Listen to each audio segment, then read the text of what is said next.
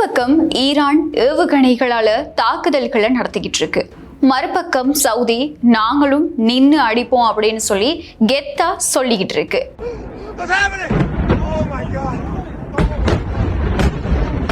Khattar, Dubai அப்படின்னு வரிசையா attack நடந்துகிட்டே இருக்கு. இதெல்லாம் பார்க்கும்போது இதனால நமக்கு என்னப்பா அப்படின்னு நிச்சயமா தோணலாம். ஆனா அங்கதான் விஷயமே இருக்கு. அங்க ஒரு எண்ணெய் கிணறு தீப்பிடிச்சிச்சு அப்படின்னா இங்க நம்ம நாட்டுல பெட்ரோல் விலை தீவிரமா உயரும். மத்திய கிழக்கு நாடுகள்ல அப்படி என்னதான் நடக்குது அப்படிங்கிறத இந்த வீடியோல பார்க்கலாம்.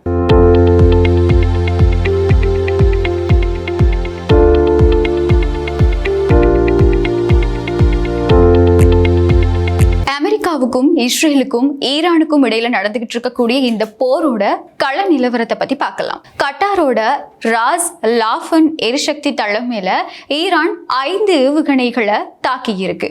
இதுல ஒரு ஏவுகணை எண்ணெய் சுத்திகரிப்பு ஆலை மேல விழுந்ததுனால அங்க ஒரு பெரிய தீ விபத்து ஏற்பட்டிருக்கு. அதே மாதிரி சவுதி அரேபியாவோட கிழக்கு மாகாணத்தை இலக்கு வச்சு ஈரான் அனுப்பின 5 ட்ரோன்களை நடு வானத்திலேயே சுட்டு வீழ்த்தி இருக்கு சவுதி அரேபியா. ஈரானோட இந்த அதிரடி தாக்குதல்கள்ல மத்திய கிழக்கு நாடுகளே இப்போ அதிர்ச்சி அடைஞ்சிருக்கு. ஈரானோட இந்த தாக்குதல்கள்ல துபாயோட அல் மின்ஹாத் விமானப்படை தளம் கூட தப்பிக்கல. ஈரான் எதுக்காக திடீர்னு இந்த அண்டை நாடுகளை தாக்குது? உலகத்தோட மிகப்பெரிய எரிவாயு வயலான ஈரானோட சவுத் பாஸ் தளம் மேல இஸ்ரேல் நடத்தின தாக்குதலோட பதிலடியா தான் நாங்க இதை செய்யறோம் அப்படின்னு சொல்லி இப்போ ஈரான் தெரிவிச்சிருக்கு. ஈரானோட புரட்சிகர காவல் படை விடுத்திருக்கக்கூடிய எச்சரிக்கை இதுதான். எங்களுடைய எரிசக்தி நிலையங்கள் மறுபடியும் தாக்கப்பட்டா அண்டை நாடுகள்ல இருக்கக்கூடிய எரிவாயு மற்றும் எரிசக்தி நிலையங்களை தாக்கி அழிப்போம். அதாவது எங்க மேல கை வச்சா நாங்க உங்களையும் தீயிட்டு பொசுக்கிடுவோம் அப்படின்னு சொல்லி ஈரான் எச்சரிக்கை விடுத்திருக்கு. அதே மாதிரி தொடர்ந்தும் கல்ஃப் கண்ட்ரீஸ்ல அட்டாக் பண்றது ஒன்றும் எங்களுக்கு வேணும்னு கிடையாது. அங்க அமெரிக்கன் பேசஸ்க்கு நீங்க இடம் கொடுத்துருக்கீங்க தானே, அதுவே நீங்க பண்ண ஒரு பெரிய தப்பு தான்.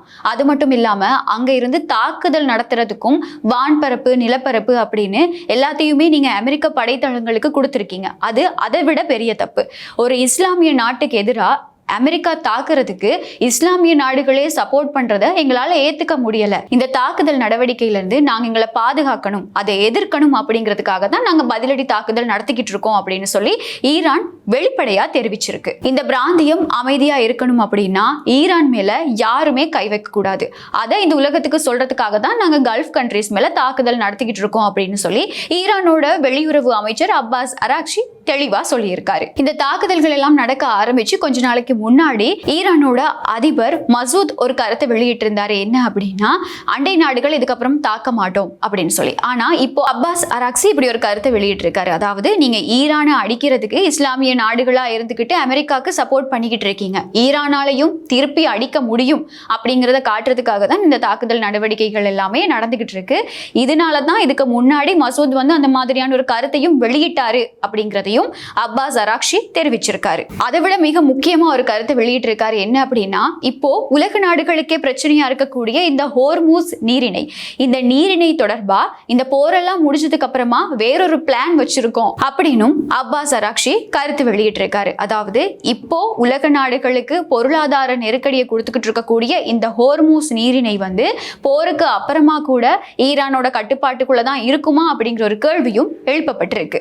இப்போ இந்த எல்லா சம்பவத்துக்கு அப்புறமா தான் ஒரு பெரிய ட்விஸ்டே இருக்கு. நேத்து நைட்ல இருந்து தீவிரப்படுத்தப்பட்டிருக்க இந்த தாக்குதல் பத்தி அமெரிக்காவோட ஜனாதிபதி டொனால்ட் ட்ரம்ப் ஒரு அதிரடியான கருத்தை வெளியிட்டிருக்காரு. ஈரானோட சவுத் பாஸ் எரிவாயு தளம் மேல தாக்குதல் நடத்தினது இஸ்ரேல் தான். இதுக்கும் அமெரிக்காவுக்கும் எந்த தொடர்பும் கிடையாது, கட்டாருக்கும் இதுக்கும் எந்த தொடர்பும் கிடையாது அப்படின்னு சொல்லி தெளிவான ஒரு அறிக்கையை ட்ரம்ப் வெளியிட்டிருக்காரு. இந்த அறிக்கையோட மட்டுமே ட்ரம்ப் நிக்காம இதை விட பெரிய ஒரு எச்சரிக்கையும் கொடுத்திருக்காரு. கட்டாரோட LNG வசதிகள் மேல ஈரான் மறுபடியும் தாக்குதல் நடத்துமா இருந்தா அமெரிக்கா சும்மா இருக்காது. ஈரானோட சவுத் பாஸ் வயலை முழுமையா அழிச்சிருவோம் அப்படின்னு சொல்லி ட்ரம்ப் ஒரு பயங்கரமான எச்சரிக்கையை விடுத்திருக்காரு. இந்த நிலைமையெல்லாம் இன்னும் ஹீட் ஆகுது எங்க அப்படின்னா, ஈரானோட புதிய உயர்மட்ட தலைவர் முஜ்தபா கமேனி ஒரு அறிக்கையை வெளியிட்டிருக்காரு. ஈரானோட பாதுகாப்பு அமைப்போட தலைவரா இருக்கக்கூடிய அலி லாரிஜானி கொல்லப்பட்டதுக்கு ஒவ்வொரு துளி ரத்தத்துக்கும் ஒவ்வொரு விலை இருக்கு அப்படின்னு ஒரு பயங்கரமான எச்சரிக்கையை ஈரானோட இப்ப இருக்கக்கூடிய உயர்மட்ட தலைவர் முஜ்தபா கமேனி வெளியிட்டிருக்காரு. சொன்ன மாதிரியே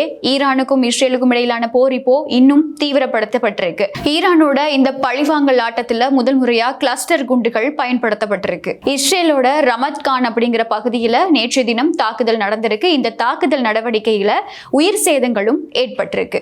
இந்த தாக்குதல்ல டெல் அவீவ் மற்றும் அதோட சுற்றுவட்டார பகுதிகளில் எச்சங்கள் விழுந்திருந்ததுனால இந்த நாட்டுல அந்த பகுதிகளில் தொடருந்து சேவைகளும் முடக்கப்பட்டிருக்கு. ஈரான் எதுக்காக இந்த தாக்குதலை இஸ்ரேல்ல நடத்திச்சு? அமெரிக்காவும் இஸ்ரேலும் சேர்ந்து எங்க நாட்டில் இருக்கக்கூடிய மூத்த தலைவர்களை கொன்னதுக்கான பதிலடி தாக்குதல் தான் இந்த நடவடிக்கை. இது வெறும் ஆரம்பம் தான் அப்படின்னும் இஸ்ரேலோட பாதுகாப்பு தளங்களை எங்களால உடைக்க முடியும் அப்படிங்கறத நிரூபிக்கிறதுக்காக தான் இந்த தாக்குதலை நாங்க நடத்தணும் அப்படின்னும் ஈரான் வெளிப்படையாவே சொல்லியிருக்கு. 19 நாட்களா தொடர்ந்துகிட்டு இருக்கக்கூடிய இந்த போர் இன்னும் தீவிரம் அடைஞ்சிருக்கு. ஈரான் நேத்து நடத்தின இந்த பதிலடி தாக்குதல்களுக்கு இஸ்ரேல் எப்படி திரும்ப பதிலடி கொடுக்க போகுது அப்படிங்கிற ஒரு கேள்வியும் எழுப்பப்பட்டிருக்கு. அமெரிக்கா இஸ்ரேல் கூட்டணி ஒரு பக்கம், ஈரான் இன்னொரு பக்கம். மத்திய கிழக்கு இப்போ முழுமையான ஒரு போருக்கு தயாராகிருச்சு. ஈரானோட இந்த ஆல் ஓர் நத்திங் அப்படிங்கிற இந்த டெக்னிக் உலக அரசியலையே ஆட்டி படைக்க போகுது. கட்டார் அதுக்கப்புறமா சவுதியில நடந்துகிட்டு இருக்கக்கூடிய இந்த தாக்குதல் நடவடிக்கைகள் அப்படிங்கிறது வெறுமனே செய்தி மட்டுமே கிடையாது. ஒருவேளை ட்ரம்ப் சொன்ன மாதிரி ஈரானோட சவுத் பாஸ் வயல் முழுமையா அழிக்கப்பட்டா உலகத்தோட எரிபொருள் விநியோகம் முழுமையா முடங்கிரும். ஈரான், இஸ்ரேல், அமெரிக்கா மத்திய கிழக்கு நாடுகளை மையப்படுத்தி நடத்திக்கிட்டு இருக்கக்கூடிய இந்த போர் நிலைமை தொடர்பா நீங்க என்ன நினைக்கிறீங்க அப்படிங்கிறத கண்டிப்பா கமெண்ட்ல சொல்லுங்க. மறுபடியும் மற்றும் ஒரு காணொளியில் சந்திக்கலாம்.